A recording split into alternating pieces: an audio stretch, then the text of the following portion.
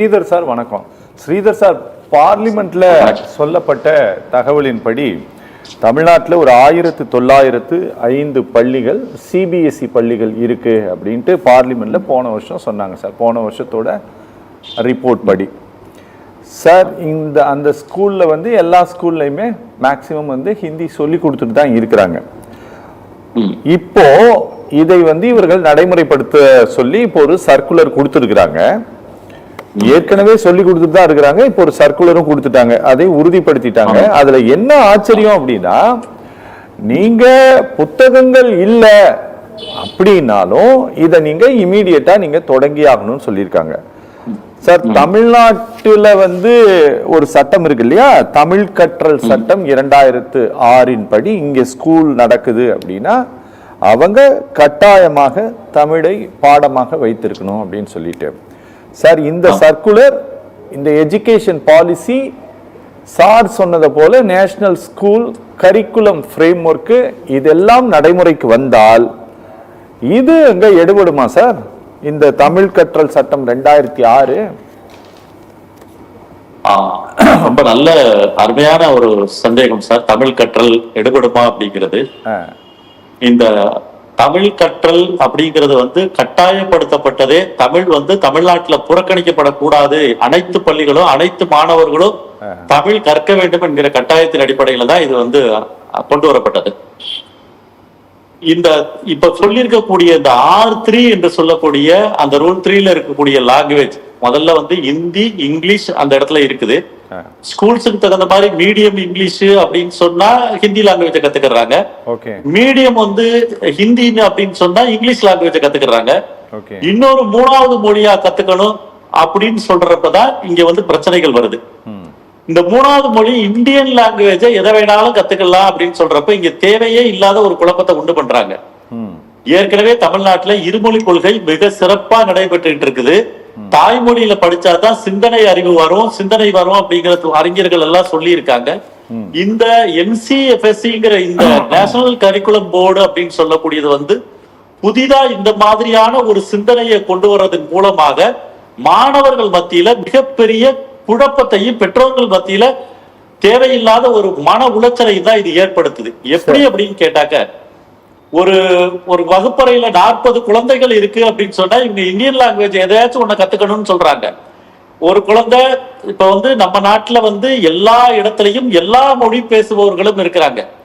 ஆங்கிலம்ங்கிறதும் ஒரு தாய்மொழிங்கிறதும் தொடர்பு மொழி, ஆங்கிலம் தொடர்பு மொழி, தாய்மொழி வழி கல்வி, அல்லது நீங்க வந்து அந்த பிராந்திய மொழியில கல்வி படிச்சுக்கங்க அப்படிங்கிறது மாதிரி இருக்கிறப்ப, அல்லது ஆங்கில மீடியத்துல கல்வி படிச்சுக்கங்க அப்படிங்கிறது மாதிரி இருக்கிறப்ப மிக மிக சுலபமா அவங்க படிச்சுட்டு போயிடுறாங்க எல்லா இடத்துலயும். இப்ப நீ இன்னொரு லாங்குவேஜ் அப்படின்றப்ப இப்ப வந்து தெலுங்கு பிராந்தியத்துல அந்த மாணவர் எந்த லாங்குவேஜை தேர்ந்தெடுப்பாரு? அவர் தமிழை தேர்ந்தெடுப்பாரா, மலையாளத்தை தேர்ந்தெடுப்பாரா, உருது தேர்ந்தெடுப்பாரா, அரபிக்கை தேர்ந்தெடுப்பாரா? இதுக்கு அத்தனைக்கு ஆசிரியர்கள் இருக்கா? இந்த ஆசிரியர்கள் வந்து அத்தனை பள்ளியும் அத்தனை ஆசிரியர்களையும் நியமிக்க முடியுமா? ஏன்னா இன்றைக்கு பள்ளிகள்ல சிறுபான்மையினர் படிக்கிறாங்க, பெரும்பான்மையினர் படிக்கிறாங்க, எல்லாருமே படிக்கிறாங்க. இப்ப ஒரு கொண்டு போய் வந்து நான் அரபிக் படிச்சுட்டு இருக்கிற ஒரு பையனை கொண்டு போய் நீ அதை படிக்க கூடாது, உனக்கு 2 லாங்குவேஜ்ல அந்த ஆப்ஷன் இல்ல அப்படின்னு நம்ம சொல்ல முடியாது. நீங்க இதே மாதிரி லாங்குவேஜ்ங்கிறது இன்றைக்கு, அதாவது தொடர்பு மொழி என்பது சூழ்நிலைக்கு ஏற்பவும் தேவைக்கு ஏற்பவும் இருக்கிற இடத்துல புத்தகங்களே இல்ல, உனக்கு புத்தகங்களே கிடையாது, இன்னும் நாங்க கரிக்குலமே அச்சிடல, என்ன சொல்லி கொடுக்கறதுன்னே தெரியல, எப்படி சொல்லி கொடுக்கறதுன்னே தெரியல, ஆனா இந்த மொழியை சொல்லி கொடுன்னு சொல்லக்கூடிய ஒரு அமைப்பு இங்க தவிர வேற எங்கேயுமே கிடையாது. இந்த அமைப்பை தவிர வேற எங்கேயுமே இந்த மாதிரி ஒரு அமைப்புங்கிறது கிடையாது.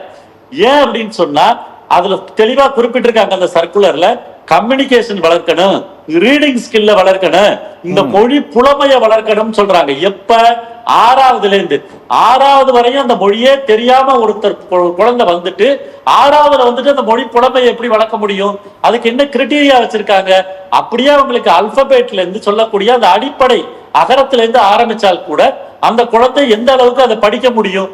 இதெல்லாம் சிந்தனை பண்ணாம இருமொழி கொள்கை சிறந்து இருக்கக்கூடிய ஒரு இடத்துல தேவையில்லாத ஒரு உண்டு பண்ணி இவங்க இந்த மாதிரி பிரச்சனைகள் உண்டு பண்றாங்க. இன்னைக்கு ஜெர்மனுக்கு வேலைக்கு போகணும்னா ஜெர்மன் கத்துக்கிட்டு ஜெர்மனுக்கு போறாங்க, ஜப்பான்ல வேலைக்கு போகணும்னா ஜப்பானீஸ் கத்துக்கிட்டு வேலைக்கு போகணுங்கிறாங்க. இப்ப இந்தோனேசியா போனா பாலி மொழி கத்துக்கிட்டு அங்க வேலைக்கு போறேன் அப்படின்னு சொல்றாங்க. தாய்லாந்து போனா தாய்மொழி கத்துக்கிறேன்னு சொல்றாங்க. இதை யாரும் வேண்டாம்னு சொல்லல.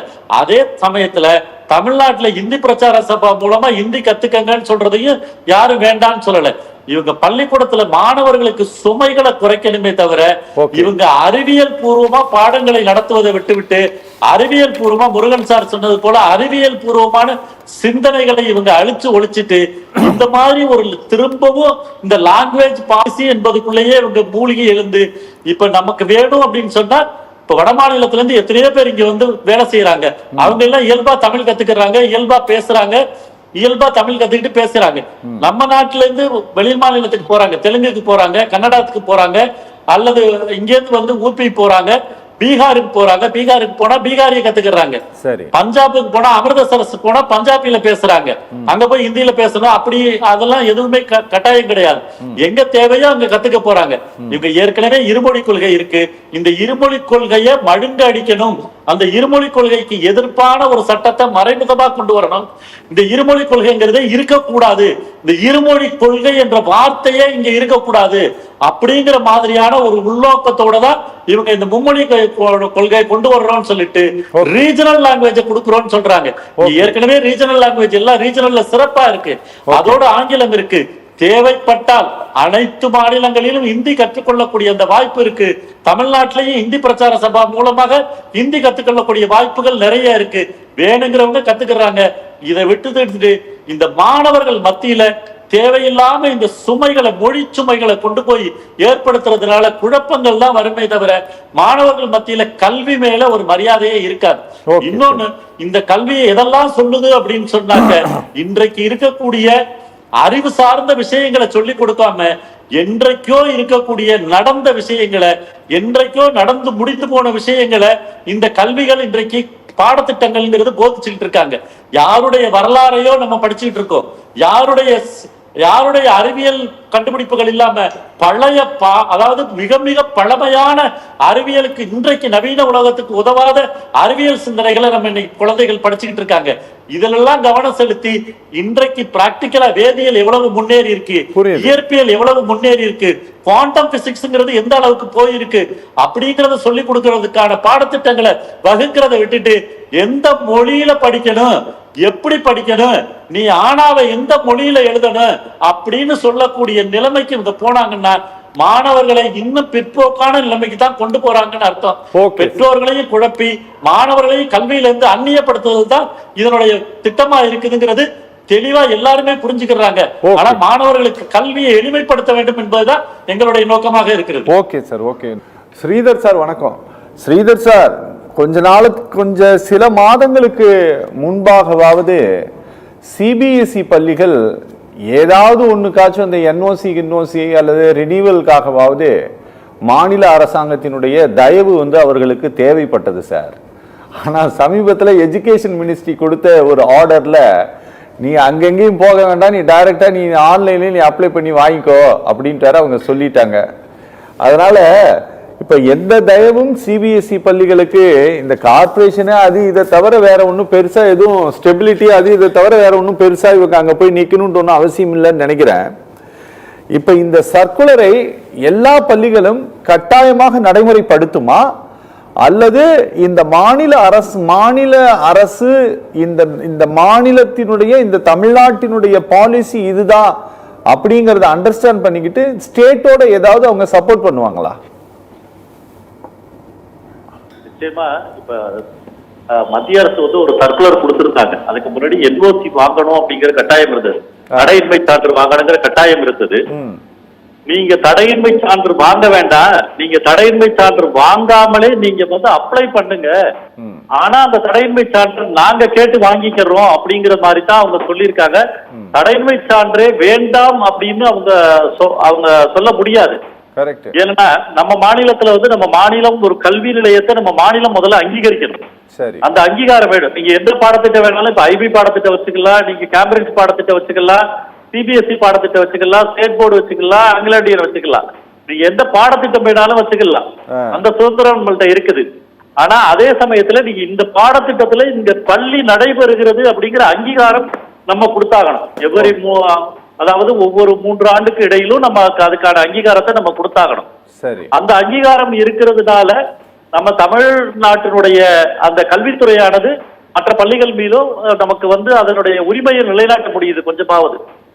இப்ப இவங்க போட்டிருக்கிற சர்க்குலர் படி என்ன அப்படின்னு கேட்டாங்க, உனக்கு எதுவுமே தேவையில்லை, நான் ஒரு சர்க்குலர் கொடுத்துட்டு நீ இதெல்லாம் சொல்லி கொடுத்தே ஆகணும் அப்படிங்கிறது மாதிரி மறைமுகமா கட்டாயப்படுத்துறதுதான் இதுல வந்து ரொம்ப தவறான ஒரு நோக்கத்தோட இதை செய்யறது மாதிரி தோணுது. சரி. ஏன் அப்படின்னு சொன்னாக்க, ஏற்கனவே இங்க வந்து கிட்டத்தட்ட அதாவது சிபிஎஸ்இ பள்ளிகள்ல தமிழ் படிக்கணும் கட்டாயமா, ஆங்கில மீடியம் இருக்குது அல்லது ஹிந்தி மீடியம் இருந்தா ஆங்கிலம் படிக்கணும். கிட்டத்தட்ட 3 லாங்குவேஜ் அவங்க இங்க படிச்சுட்டு இருக்காங்க. சரி. கிட்டத்தட்ட ஒரு மறைமுகமாகவோ அல்லது நேரடியாகவோ இந்த 3 லாங்குவேஜ் வந்து சிபிஎஸ்இ பாடத்திட்டத்துல அவங்க படிச்சுட்டு இருக்காங்க. ஏன்னா தமிழ் கட்டாயம் படிக்க வேணும் அப்படிங்கிறதுனால.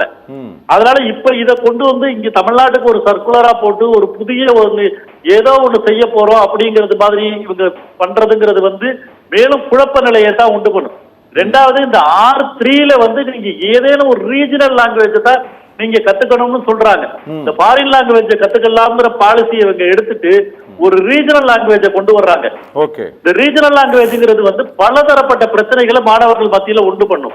ஏனென்றால் ஒரு தெலுங்க தாய்மொழியா கொண்டவன் ஏற்கனவே 3 மொழியா படிக்கிறப்ப திருப்பி நான் தெலுங்கு தான் எடுத்துக்கிறேன்னு சொல்லுவாங்க. திருப்பி நான் மலையாளத்தை தாய்மொழியா கொண்டவன் மலையாளத்தை எடுத்துக்கிறேன்னு சொல்லுவாங்க.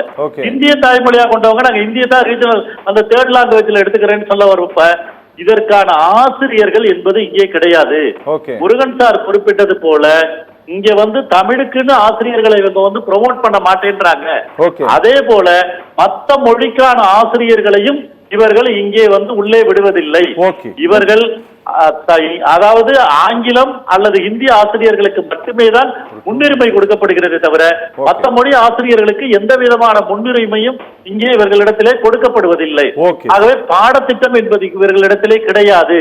என்றால் தமிழக அரசு சிபிஎஸ்இ மாணவர்களுக்காக தமிழ் படிக்க வேண்டும் என்பதற்காக மிகச்சிறந்த வழிகாட்டுதல்களையும் மிகச்சிறந்த பாடத்திட்டத்தையும் தேர்வு செய்து வைத்திருக்கிறது. இவர்கள் வந்து அடிப்படை பாடத்திட்டத்தை தாண்டி மிக எளிமைப்படுத்தப்பட்ட பாடத்திட்டம் சிபிஎஸ்இ மாணவர்களுக்காக வகுத்து கொடுத்திருக்கிறார்கள். அதே போல இன்டர்நேஷனல் பள்ளிகளுக்கும் அது போல வகுத்து கொடுத்திருக்கிறார்கள்.